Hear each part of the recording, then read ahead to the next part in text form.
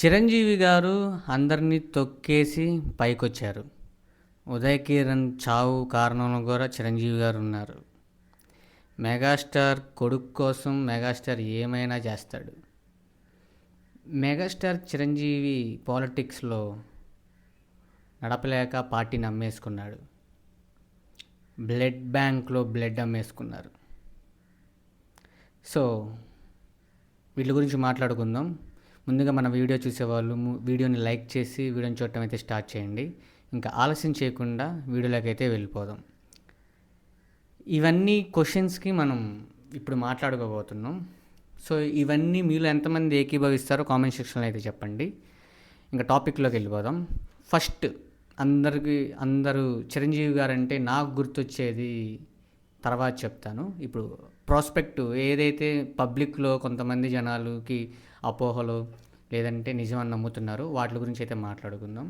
Megastar Chiranjeevi గారు నిజంగానే అందరినీ తొక్కేశారా? మెగాస్టార్ చిరంజీవి అందరినీ తొక్కేసి పైకి వచ్చాడబ్బా, అతను ఒక్కడే ఉండాలనుకుంటున్నాడు. లేదు, మెగాస్టార్ చిరంజీవి అల్లు అరవింద్ అల్లు రామలింగయ్య అల్లుడు. వాళ్ళు సినిమా ఇండస్ట్రీలో ఉన్నారు, సినిమా కోసం పైకి తీసుకొచ్చారు, అందువల్ల అతనికి అవకాశాలు వచ్చాయి.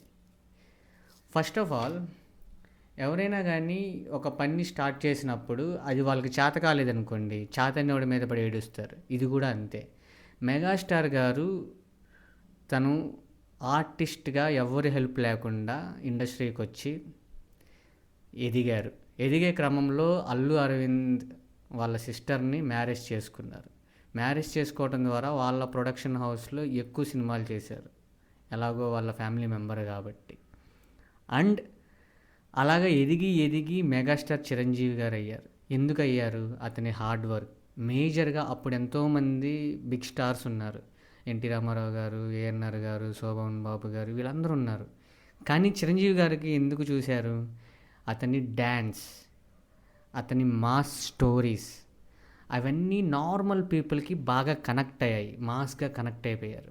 అండ్ అతను ఒక మిడిల్ క్లాస్ ఫ్యామిలీ నుంచి వచ్చాడు కాబట్టి అతని మాటలు, అతని ప్రవర్తన మిడిల్ క్లాస్ పర్సన్ లాగే ఉండిద్ది కాబట్టి, అరే నన్ను నేను స్క్రీన్ మీద చూసుకుంటున్నాను, నాకులాగే ఉన్నాడు ఇతను అని చెప్పి ఓన్ చేసుకున్నారు మాస్ ఆడియన్స్. అందుకని అతను మెగాస్టార్ చిరంజీవి అయ్యారు. ఈ ప్రాసెస్లో అలా పైకి ఎదుగుతున్నప్పుడు మిగతా వాళ్ళు లాగేయాలని చూస్తారు కదా, అప్పుడు పుట్టించిన అపోహలే మెగాస్టార్ గారు చిరంజీవి అందరిని తొక్కేసి పైకి వచ్చాడు. తొక్కుతారు? ఎందుకు తొక్కుతారు? దేనికి తొక్కుతారు? టాలెంట్ ఉంటే ఎవరు ఆపలేరు.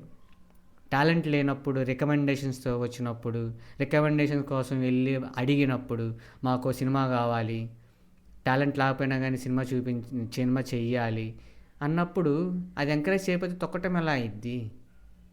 అది ఎంకరేజ్ చేస్తేనే తప్పు, మిగతా వాళ్ళని తొక్కేసినట్టు. అలా ఎప్పుడు చిరంజీవి గారు చేయలేదు, చేయరు కూడా. సో మెగాస్టార్ చిరంజీవి గారు తొక్కింది మాత్రం వాస్తవం. దేన్ని? అతని సమస్యలను తొక్కి పైకి వచ్చాడు.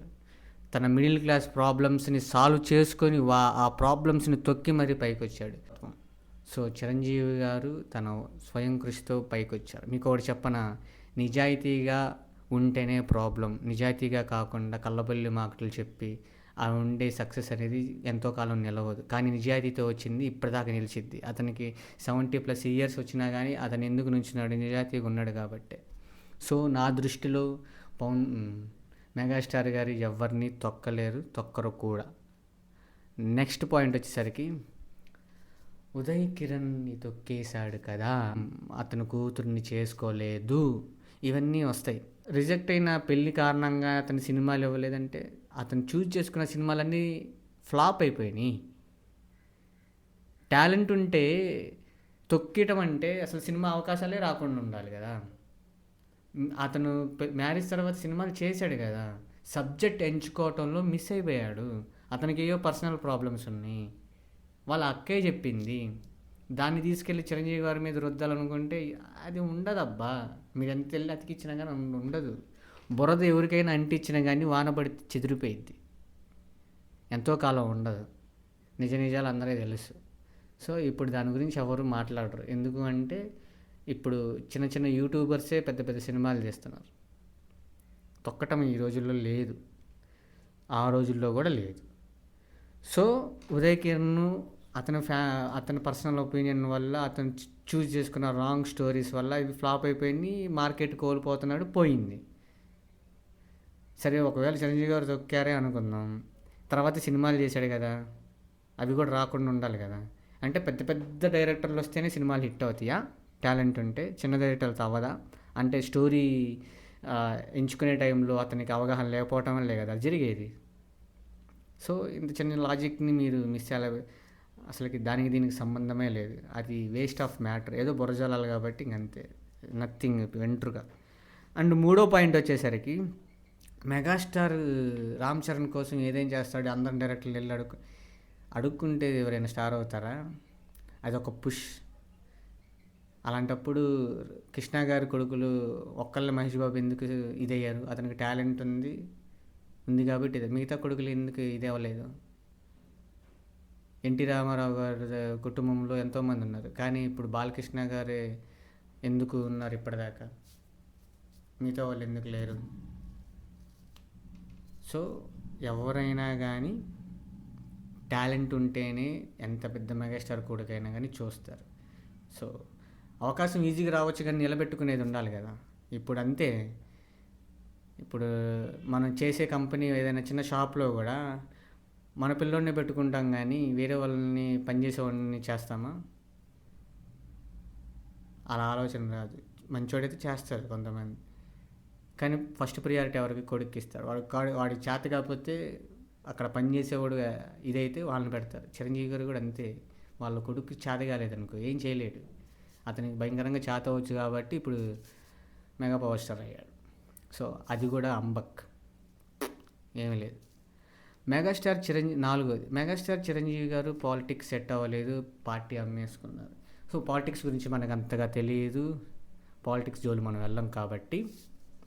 సో పాలిటిక్స్ గురించి అందులో విమడలేక అతను బయటకు వచ్చేసారు. సో అతని మైండ్ సెట్ అది కాదు, అక్కడ నటించాలి, జీవించాలి అని చెప్పి అతను అసెంబ్లీలోనే ఎక్కడ చెప్పినట్టు నాకు గుర్తు. సో అందుకని అది వర్కౌట్ అవ్వదు, ఇది మన దారి కాదని చెప్పి క్విట్ చేసి వచ్చేసారు. అసలు వెళ్ళటమే తప్పు, ప్రజల కోసం వెళ్ళారు, అక్కడ ఏదో చేయాలనుకుంటే అదంతా అతనికి అబ్బలేదు. మిడిల్ క్లాస్ ఫ్యామిలీ, అది ఎంత మనకెందుకు, మన సినిమాలు చేస్తూ మనకు సంబంధించిన బ్లడ్ బ్యాంక్ గురించి కానీ ఏదైనా సేవా కార్యక్రమాలు చేసుకుంటూ అలాగే చేయవచ్చు అని చెప్పి పాలిటిక్స్ వదిలేశారు. సో అది తీసేయండి. బ్లడ్ బ్యాంక్ అమ్ముకున్నారు. అతనే స్థాపించిన వాడు ఎందుకు అమ్ముకుంటాడు? అతని సినిమాలు చేస్తే కొన్ని కోట్లు వస్తాయి, బ్లడ్ అమ్ముకుంటే ఎంత వస్తాయి? బుద్ధుందే మాట్లాడుతున్నారా మీరు?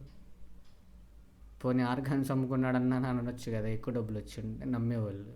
బ్లడ్కి ఏమొస్తాయి? ఆపదలో ఉన్న వాళ్ళని ఆడుకోవడానికి ఆ బ్లడ్ బ్యాంక్ అప్పుడు ఎవ్వరూ లేరు. నాకు ఒక అన్నయ్య చెప్పాడు, చిరంజీవి ఊరికి అట్లా పిలిపించారు, అమ్మటిని వచ్చి క్యూ కట్టి బ్లడ్ ఇచ్చారని. అతనికి ఉన్న అభిమానం అలాంటిది. ఎంతోమంది బ్లడ్తో పోరాడుతున్న వాళ్ళకి ఉపయోగపడింది అది. దాన్ని ఎందుకు అమ్ముకుంటారు? ఇంత చీప్గా కనిపిస్తున్నారు, చీప్గా, వెరీ హుక్స్. అది కూడా అవాస్తవం. సో ఇన్ని హడల్స్ వస్తున్నా కానీ వీటిలన్నిటిని తొక్కి ఇప్పుడు మళ్ళీ పుట్టినరోజు జరుపుకుంటున్న మెగాస్టార్ చిరంజీవి గారికి హ్యాట్స్ ఆఫ్. ఇలాంటి మీరు పుట్టినరోజులు ఎన్నో జరుపుకోవాలని. నా అభిమాన హీరో మిమ్మల్ని బాగా అభిమానిస్తారు. సో నా అభిమాన హీరో పవన్ కళ్యాణ్ గారు, నా అభిమాన హీరోకి మీ అభిమాని. So happy birthday megastar Chiranjeevi గారు. ఇవన్నీ మీకు తుచ్చమని నాకు తెలుసు. సో మీరు ఎంతో ఎనర్జెటిక్గా కాకా సూపర్ హిట్ అవ్వాలని కోరుకుంటూ కాకా రివ్యూ కలుద్దాం, అదే మూవీ ట్రీజర్ రివ్యూలో కలుద్దాం. సబ్స్క్రైబ్ చేయండి, చేసేయండి, లైక్ కొట్టేసేయండి. బాయ్.